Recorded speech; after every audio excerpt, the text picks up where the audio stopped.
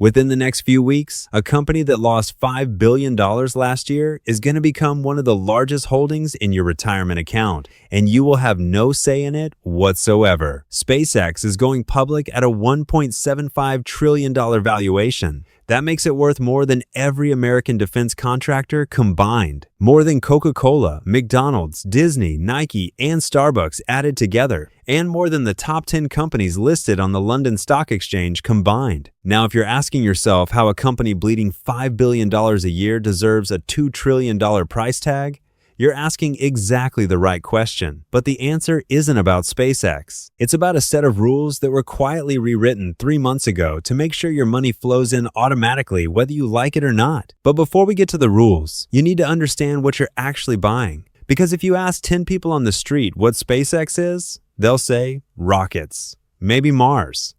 But that's not what this company actually sells. SpaceX is 3 completely different businesses wrapped in one name, and only one of them is worth owning. The other 2 are the reason this story gets ugly. Let's start with the one that gets the most attention and creates the least value. In February of this year, SpaceX absorbed a company called xAI, Elon Musk's artificial intelligence lab, in an all-stock deal. That deal valued xAI at $250 billion.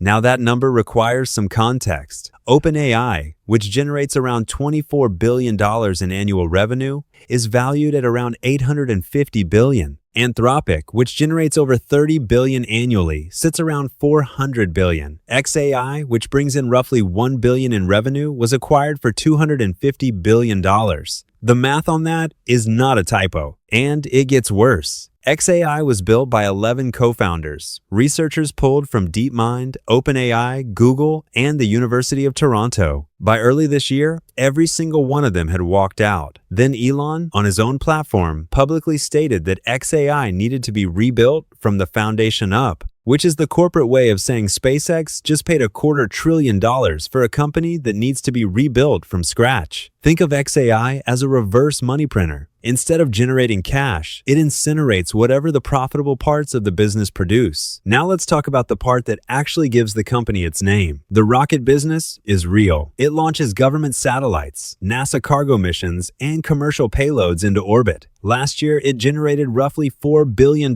in revenue. That sounds solid until you divide it by the $2 trillion valuation, and suddenly $4 billion looks microscopic. And here's something most people miss. Rockets are only about a quarter of what SpaceX actually earns, which means 75% of this company's value is coming from somewhere else entirely. That somewhere else is Starlink. Starlink is a satellite internet provider, 10,000 satellites in orbit, each one beaming broadband down to a small dish on your roof. It launched in beta in 2020, and in 5 years, it has become the fastest scaling telecom company in recorded history. Over 10 million active subscribers across roughly 150 countries. In 2025, Starlink alone generated $11.4 billion in revenue, which is 61% of everything SpaceX made that year. But the revenue number isn't even the impressive part. It's the margins underneath it. 2 years ago, Starlink's profit margin was around 41%. Today, it's 63%.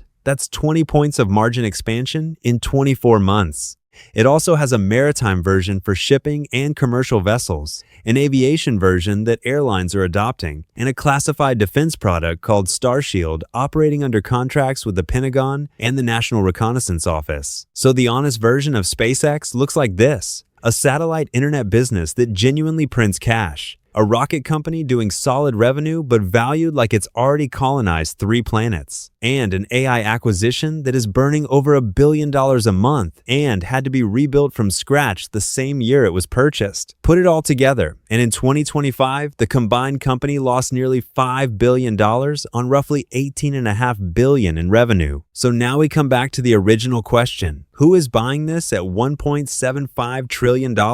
You are. And the mechanism that makes that happen was engineered quietly on May 1st of this year. The NASDAQ 100 is the most tracked technology index on Earth. More than 200 investment products holding over $600 billion in assets follow it directly. When a company gets added to the NASDAQ 100, every single one of those funds is legally required to buy that stock automatically. That's not a metaphor.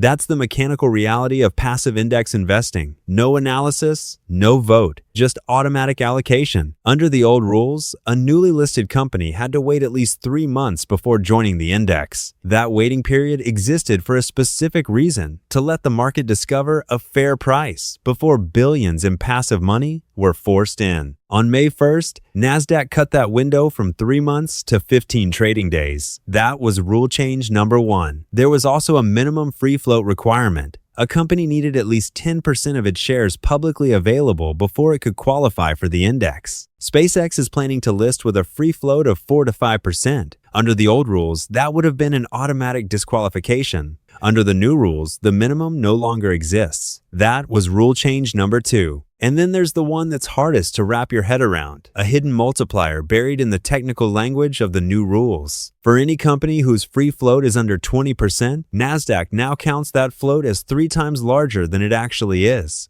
A 4% float gets treated as 12. A 5% float gets treated as 15. Which means passive funds are now legally required to weight SpaceX as if 3 times more of it were available than actually is. That was rule change number 3. In practical terms, the rules were quietly rewritten so that SpaceX can enter the index faster, with a fraction of the shares publicly available, and be treated as significantly larger than it actually is. The result is manufactured demand, billions of dollars in forced buying built into the system before most people even know the listing happened. And this doesn't stop with SpaceX. OpenAI and Anthropic are both reportedly targeting public listings this year. Both will almost certainly list with the same low float configuration these rules were designed for. NASDAQ didn't rewrite the rules for one company. It rewrote them for a new category of mega-cap listings, and SpaceX was simply first in line. Now here's the part that should make you uncomfortable. While most IPOs allocate 5 to 10% of shares to retail investors, SpaceX is targeting 30%. And the CFO of SpaceX told a room full of bankers on the record that retail participation will be bigger than any IPO in history because retail buyers have been, in his words, incredibly supportive of Elon for a long time and deserve to be recognized. Translated out of corporate language, the largest IPO in history is routing 30% of its supply directly to everyday investors, not because retail provides price stability, not because they improve long-term shareholder alignment, because they're loyal to the founder. This is how the structure works. The buyers, passive funds, and retail are forced or incentivized in early, near the top of the valuation. The sellers, early investors, and insiders sitting on a fraction of the cost basis unlock their shares later. Value transfers from one group to the other. A portfolio manager named George Noble put it simply, your 401k is the exit liquidity. If you hold any US stock index fund inside a retirement account, you are going to own SpaceX stock within weeks of the listing.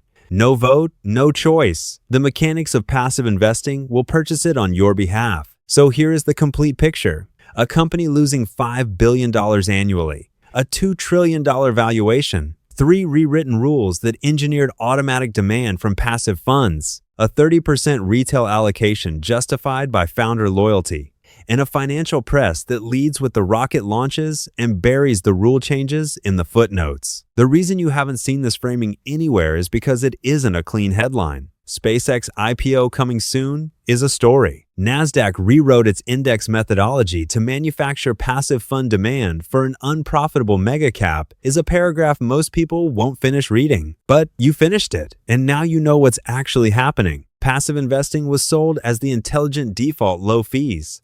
Automatic diversification, no stock picking required. All of that is true. But nobody mentioned that the same automation that makes it effortless for you also makes you a guaranteed buyer for any company powerful enough to rewrite the rules of entry. And right now, somebody just rewrote them. If you want to understand what's actually happening in markets before it hits your portfolio, subscribe.